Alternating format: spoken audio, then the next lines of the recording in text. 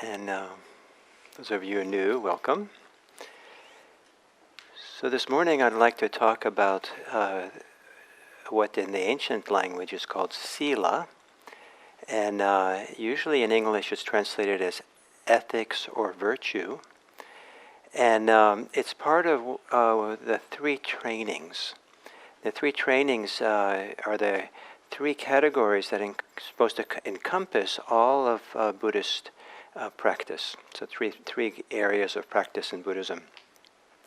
And the first one is the sila, ethics. The second is called samadhi, which is usually translated as meditation in this context, or cultivating the mind. And then the third one is panya, which is usually translated as wisdom. And there are certainly other ways of translating these words. Dalai Lama has a book on these three trainings, and his title for the book is Kindness, Clarity, and Wisdom. So what we might translate it as ethics, he calls kindness. What is meditation, he calls clarity, and then wisdom is wisdom. So I think that part of what motivates me to give this talk, it was an attempt to explore what I think is an important topic for our times. I believe that our society and our world is changing so much these days that it would be useful to reassess or rethink what Buddhist ethics is and how it works. And probably, as I study these things, that some of the more modern interpretations of Buddhist ethics probably we're ready for a new interpretation, a new understanding of how this works in our lives because of how much our society is changing. So I'll get to that in a little bit. So three trainings. What's interesting about these three trainings are they not only encompass all the Buddhist practices, but they also are meant to encompass three major areas, maybe all areas of human life, and for an individual. The first one, sila, has to do with our behavior. The second, samadhi, has to do with the state or quality of our inner life, our mind. And wisdom has to do with the quality of how we see and understand the world. So the first is behavior. The second is the quality or state of how we are on the inside. And then the third is then how we view, how we see the world we live, how we understand it. And that kind of covers most things. Now, it's a little bit unusual perhaps in the way that we often talk about sila to hear that it's about behavior. It's very common to translate sila as virtue. And virtue ethics is very popular in Western philosophy. And virtue has to do with kind of inner qualities, how you are. You have virtuous qualities. You have generosity, you have kindness, you have compassion, different things. And so the measure of it all is, again, how you are on the inside, and that motivates or inspires certain behavior. But what's important is to measure the quality of your virtue. Related to this idea of virtue is the idea that Buddhist ethics is centered on intentionality. That somehow that it's the intentions we have that define whether something is ethical or not ethical. And that I want to question if that's adequate in the world that we're living in now. And that this has to be looked at more carefully. So these three areas, and so sila literally means behavior, and so in more recent times, Bhikkhu Bodhi, the great translator of the ancient texts, Buddhist texts, has been translating the word sila as virtuous behavior. And so, he didn't used to, for a while he translated it as virtue, and then as he thought about it more, I guess, he thought it's really about behavior, so now he does virtuous behavior. And that's probably fine. The emphasis is on the behavior, how we act and how we speak. So I want to read to you an ancient commentary about sila, And it's translated by Bhikkhu Bodhi. Before he changed it to virtuous behavior. He's still using the word virtue here. Virtue should be reflected upon as the basis for rapture and joy, as granting immunity from fear of self-reproach, the reproach of others, and punishment. Virtue should be reflected on as praised by the wise, as the root cause for freedom from remorse and the basis of safety. That's pretty good. So now it's if we read it again with Bhikkhu Bodhi's newer translation as virtuous behavior, I think you get a little different flavor of it. Virtuous behavior should be reflected upon as the basis for rapture and joy, as granting immunity from fear of self-reproach, the reproach of others, and punishment. It should be reflected upon as praised by the wise, as the root cause for freedom from remorse, as a basis for safety. So now it's the behavior that does all these things. And so, it's a little bit disconcerting for some people to hear the emphasis on behavior. It's particularly disconcerting maybe for someone who grew up in the 60s, that's the emphasis, because there was kind of rebellion against all kinds of behavior that was insisted upon, kind of normative behavior that seemed for many of us back then very hypocritical. They didn't have any roots or in sincerity in how we really were, and we're kind of forced to kind of fit into certain modes of behavior that didn't seem right. And so there was kind of a rebellion against behaviors as being the definition of what was of ethics, and more kind of what it feels to the radical and the kind of extreme moments had to do with whether it feels right. And whether it feels right, that has some wisdom to it if your ability to feel is really deep. But if it's not very deep, it just feels good, then, party time. So this idea of behavior, in this emphasis on early ethics, there's a particular form of behavior that's called guarding the sense doors. And sometimes people will call it restraining the sense doors. And the idea of restraint for someone who grew up in the 60s is particularly uninvited, unwelcome. And because, you want to just, if it feels good, do it. And so, but the literal word is to protect. Protection at the sense doors. And the idea of this protection is not restraint, it's not turning your eyes down and not looking at anything so you get caught by the sense world out there, the bulletin boards and attractive people or attractive iPhones or whatever it might be. That you actually, in the world, participating in the world, seeing, sensing, experiencing the world, but you're watching at the place where you see and hear and taste and all that, to make sure that there's no grasping. We don't cling or tighten around anything. That's what the protection is. There's also no pronoun, as far as I can tell, in the protection idea.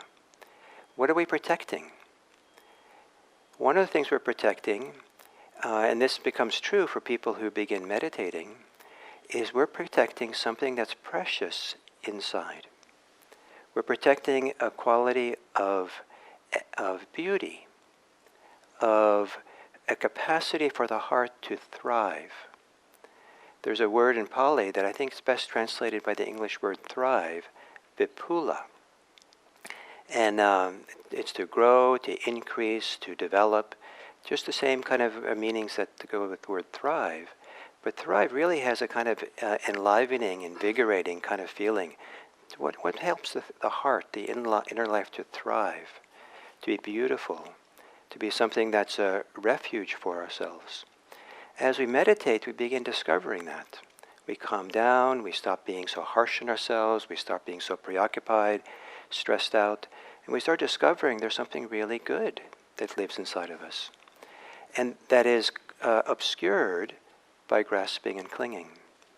And so when we grasp to the sense doors, to what goes on, then we obscure this beauty, what lets us thrive.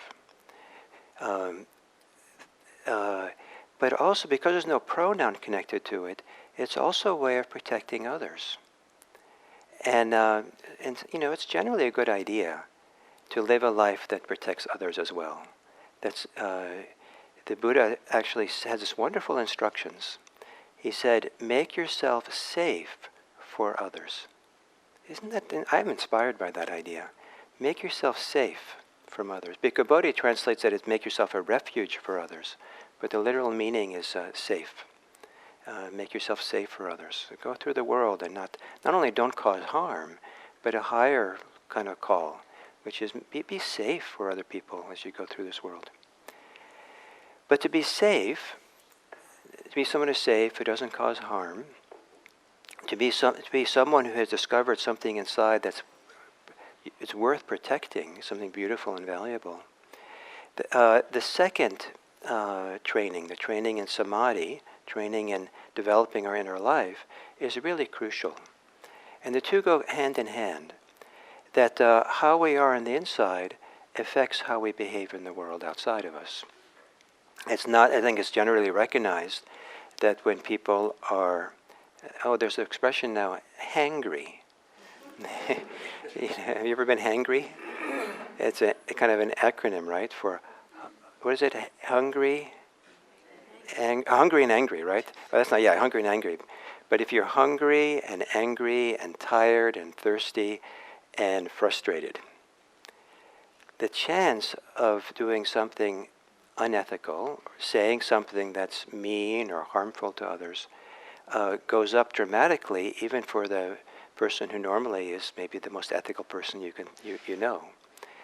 And so to safeguard ourselves, so we don't allow ourselves to get to the place where we're hangry. We don't get to the place where we have the stressed out inner life, where we're just triggered to behave in ways that are not good. For some people, that just means don't be mean in how you speak. For some people in our society, it means don't shoot someone.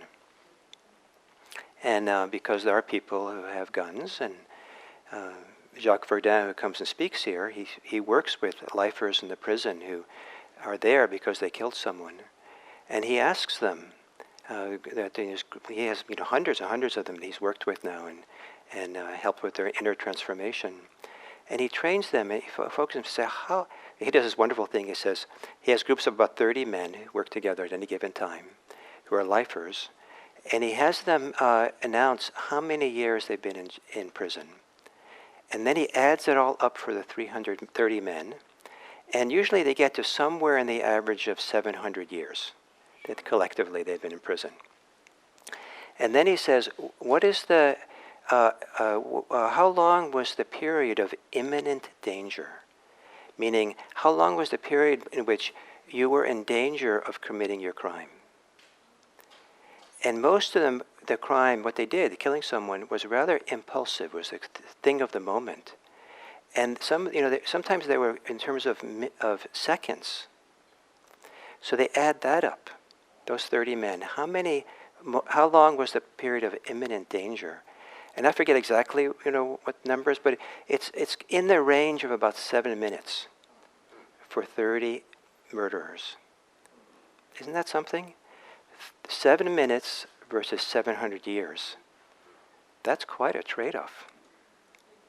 So one of the things he teaches his men in the prison is to pay attention to the moments of imminent danger, and learn to recognize them, and learn how to see it coming, learn how to take care of oneself, so that they don't kind of go overboard with it and do something they don't. So the same thing happens to people who are, just simply mean in what they say to their spouse or someone, is that chances are that there was a moment of imminent danger. And to recognize when we're frustrated, impatient, hungry, hangry, whatever it might be, and then be able to recognize that and be careful is good. But what's even better and more important, I think, is not just simply to recognize when we're in danger, but to actually cultivate the opposite. To cultivate an inner quality of being that is not just simply not going to be triggered in harmful ways, but is actually going to be inspired to do completely the opposite. Inspired to do the things which are generous, to do the things which are kind, to do the things that are, supportive for other people and nice to other people. I don't know if this is the best example to give, but it's on my mind because it just happened. I was in Berkeley last week, early in the morning, and this man came up to me with a hospital band on his wrist, and he held out his hand with a bunch of coins in it, and he said, can you give me some money? I just came out of hospital, and I'm hungry, and I have nowhere to go, and so I didn't know. Sometimes that's a nice story. So who knows? And it had almost no teeth and seemed a bit ragged. So I was actually on the phone on the sidewalk when he came up, and he said, "Just wait a minute." I got to say, "Just wait a minute." I wanted to finish my phone call. So he kind of, there was his corner, so he was there, and he wasn't going anywhere. And so I finished my phone call, and then I gave him $5. And so that was nice. I kind of thought that, I looked at my wallet. That's what I had. That was nice to give him, and I felt good about it. Just, simple thing to do. But how he responded to me made my day. I was so happy. I mean, he just lit up, so happy, so relieved, so wow, that was a great thing. First he fist bumped me, and then he wanted to give me a hug, which I kind of went along with, but he also told me that he was in the hospital for pneumonia. So I wasn't so enthusiastic.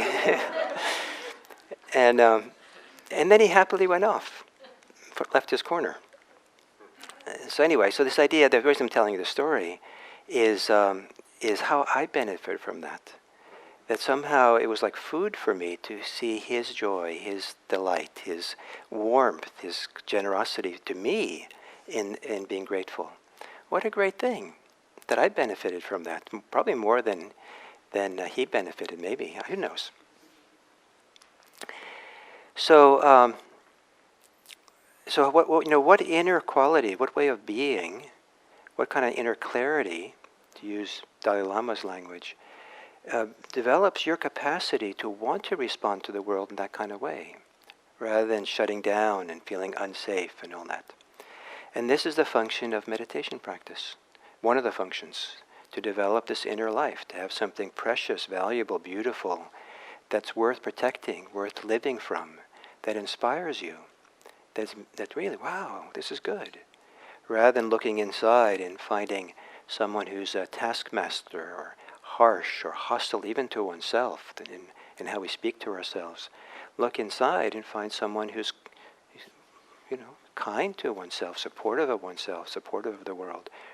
Find feelings of joy and delight and peacefulness and beautiful qualities. So these two go hand in hand. So behavior. So how this works in our modern world. So one of the things I was thinking about is the way in which there's so much news, that's so-called news, that's spread, that is not accurate. That's fake, they say. Whether it's spread in some of the news outlets or spread in social media, it's having a huge impact on our society. And even some of the newspapers that I like reading, because they have a political slant that I kind of like. When I read some of these articles, I question, wow, and there's really? Where did they get this idea from? And just a few times I've even gone and done some research to learn more about a particular topic. And wait a minute, I'm not sure about this. Maybe they're kind of just spinning as well. And And so how much can we trust the media? How much can we trust what we read is a huge topic in our society. When I was in 5th grade or 6th grade, I had this wonderful teacher who, I think it was like Reader's Digest. Something like Reader's Digest would have these articles about the world and politics. And there was an article about Russia back then, Soviet Union. And he wanted to teach us how to read the news and reports to be able to see how it wasn't always accurate. You know, this was 1965 or 66. So this is kind of going on for a while. It's just much more intensified in the modern world. So if we can't be, because of how important it is to be careful with what we read, one of the ways to be careful is to be very careful, heightened care in how we behave as a result of it. And so what we say and what we do. And so Buddhist ethics, sila, has to do with our behavior.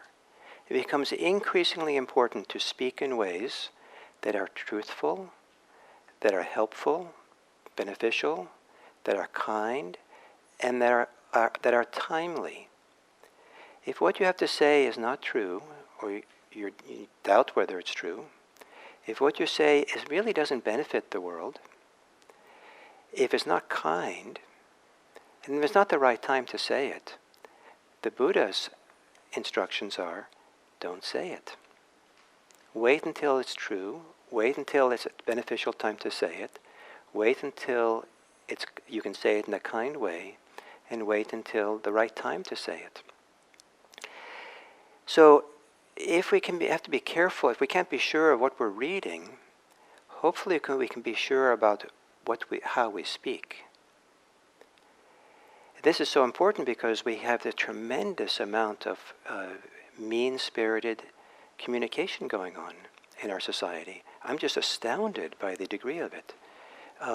Certainly on social media, certainly on comments on the news, certainly in, all kinds of ways. And I think if people feel like they have permission to speak this way, not only permission, but it has a certain cachet. It has a certain kind of sense of empowerment and feeling you're right and belonging and creating a sense of self and other, which is enlivening for people. Enlivening is not inner thriving. And so if you don't have a sense of what inner thriving is, and you're relying on being enlivened, then it's a shallow world about what you do. So, and then there's behavior of what we do with our bodies. And so the 5 precepts become increasingly important. There was one teacher who said that not having the 5 precepts as part of your life is like buying a really nice new car that you're going to just love to drive around in, but you wanted to save some money for it. So so one of the options you didn't choose to get were the brakes.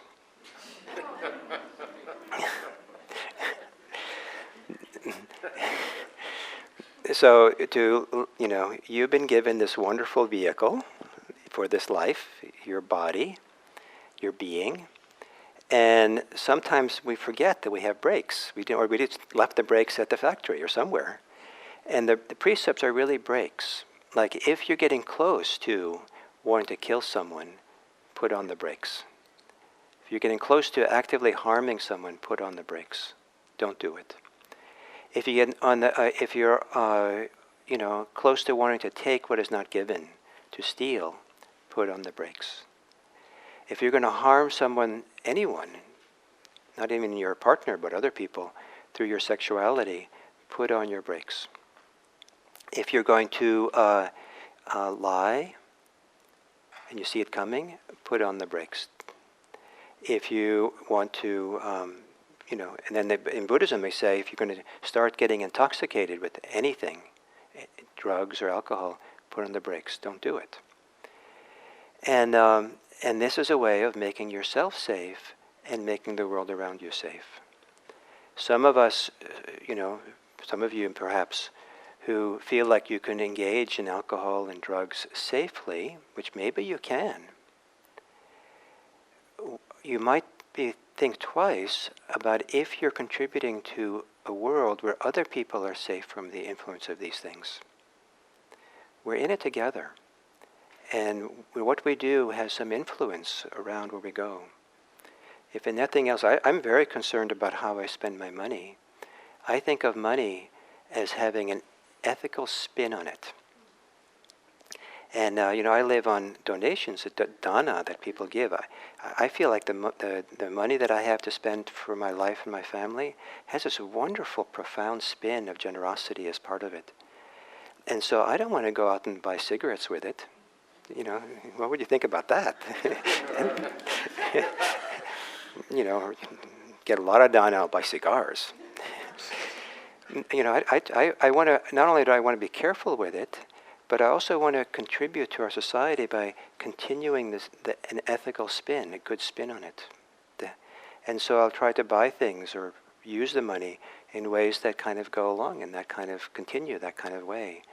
And so, even though you can drink alcohol happily and easily and safely, is that, what spin are you putting on those dollars as they go, or those electrons now, as they go out into the world? And so I think it's an interesting thing to consider. So one reflection I have is that with the more fake news there is, the more we have to really be impeccable and careful with our behavior. One of the ways I see it operating is with all the self-righteousness that's going on around identity politics and about politics in general, and divisiveness that comes along. I think that when we are angry towards others, when we shame others, when we kind of box them in, that we're actually harming ourselves as well. That anything that limits our inner thriving, closes it down, is because creating division between people is harming ourselves. So to be real careful with what we do and how we do it, find ways to engage in changing the world, changing others, that doesn't doesn't shame people or criticize people or make people feel less. I saw over in UC Berkeley, there's a new little project on that's called Zero Shame, 100% Empowerment. So let's empower people, encourage people to change rather than close them down. So then, the other thing I was thinking about along this line is, what was it? It's gone from my mind now. Oh yes, is this idea of intentionality. That it's all about our intention. I didn't mean to I'm not causing any harm. I have no intention. My intentions are good. I'm not doing anything. So it's okay. You don't have to think about it.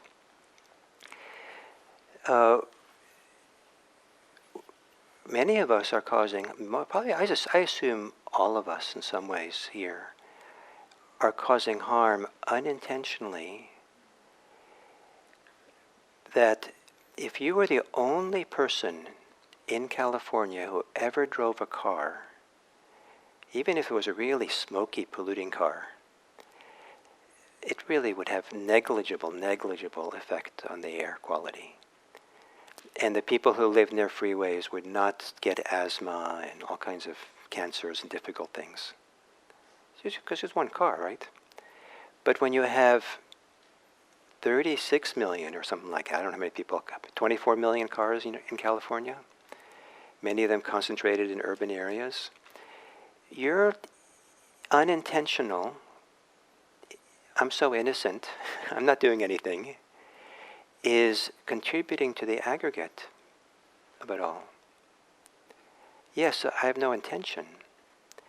as we look at climate change and the environmental destruction that's going on in our planet, it's billions of people who have no intention to cause any harm, to cause any damage.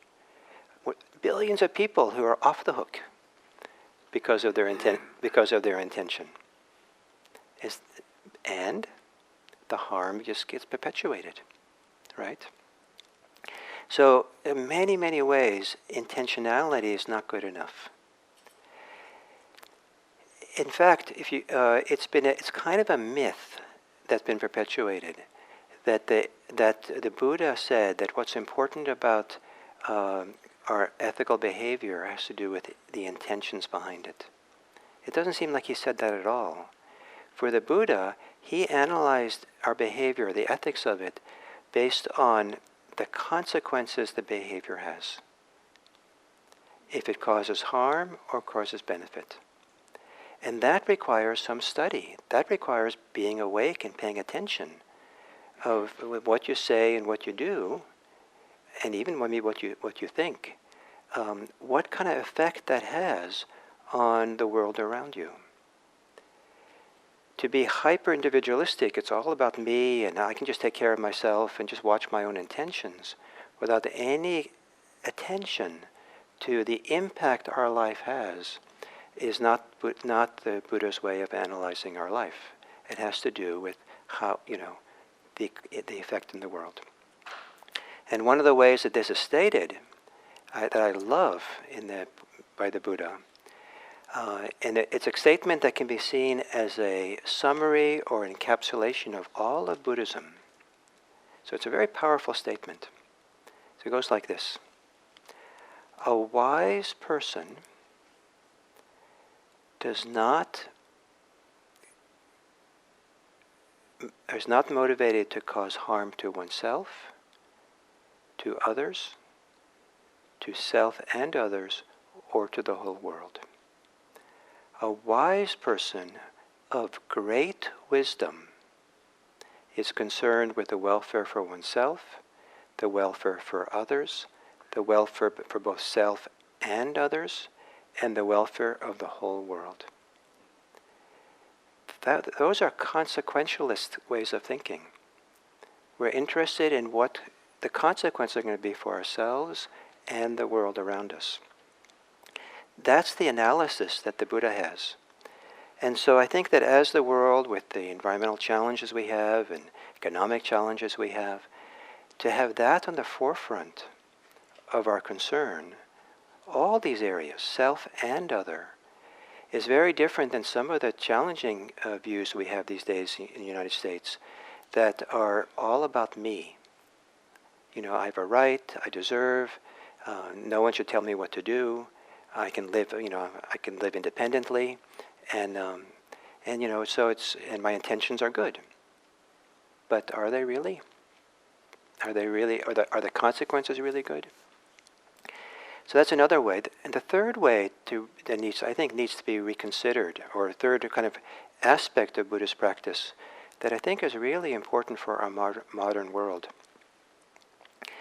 is that we've been learning more and more, and I'm certainly learning in the last probably 5 years, more and more about what's called implicit bias.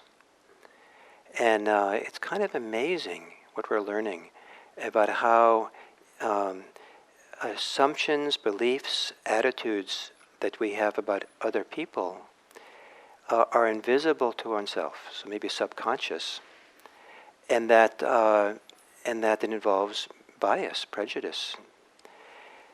One example is ageism, and there's now all these studies of implicit bias that there's a huge bias for young people in all kinds of ways, in favor of young people, and against older people. But why I want to mention this, what's particularly interesting, is that older people have just as much of the same bias as younger people. Isn't that amazing? So sometimes it's just so internalized, it's so part of the culture that we carry with these bias. So that this is true for all kinds of isms, one of the things I've noticed in the last 5 years, that it used to be the suffix ism referred to beliefs. Now it seems to refer to implicit, unconscious bias that we carry with us, attitudes we have. And so we have so ageism, we have racism, we have ableism, we have sexism, speciesism, all kinds of things, right? And there you can go online now. I forget, and take an implicit bias test. And I took it a few years ago, and it's for all kinds of different categories. You can choose. The place I went to, you could choose different categories of ism that you want to check yourself out on. And what was surprising to me was that before I did the exam, my self-evaluation around this was that I had less implicit bias than the test showed. I did all these different categories, and I was on the minor side, the small side, but it was still more than I thought I had. And so, wow, this is interesting. That my self-evaluation was seemingly not accurate. So that's kind of the nature of implicit bias. And so it's if you have a chance, I would encourage you to do some of this. It's kind of a little bit of a wake-up call to do these tests. And what's the one that does someone know the name of the one that's coming out of Harvard University? IAT. What? IAT. Bias test. Oh, so if you go implicit bias test, you can find it, and I'd encourage you to do it. So how this relates to Buddhism, though, is that the samadhi part, the part of mental training the heart, creates the conditions internally where the mind, where our attention, mindfulness, is able to watch much more carefully the thoughts, the attitudes, the reactivity that we have to the people we encounter and to what goes on in the world. And also the quieter and stiller the mind gets. It's not just the purpose of being still and quiet. The stiller and quiet the mind gets, the more earlier and more subtle we can see the arising of reactivity, of judgments, of beliefs that are happening. I don't know if it's going to catch all of our implicit bias, but we'll catch it more and more. We'll see the beginnings of it. Oh, there it is.